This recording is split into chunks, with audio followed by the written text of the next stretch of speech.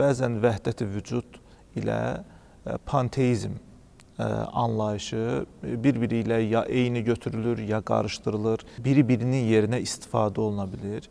Halbuki bunun eyni olmadığını, fərqli anlayışlar olduğunu dilə gətirən müəlliflər də var. Mən istərdim bax bu məsələyə qısaca toxunasınız. Qərb şərqşünaslarından İslamı oxuma, İslam düşüncə sistemlərini, İslam mədəniyyətini oxumaqlarından qaynaqlanır.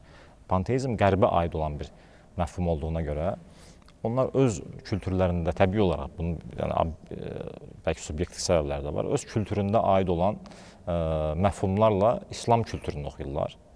Bir yaxınlıq qurmağa çalışırlar. Fəqət vəhdət-i vücudla panteizm arasında fundamental bir fərq var. O da bundan ibarətdir ki, vəhdət-i vücuda görə Tanrıdan, yəni var olan təkcə Tanrıdır.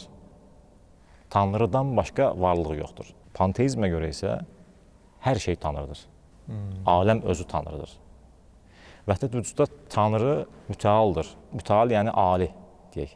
Hər şeyin fövqündədir. Panteizmdə isə Tanrı elə aləmin içindədir. Kainatın içindədir.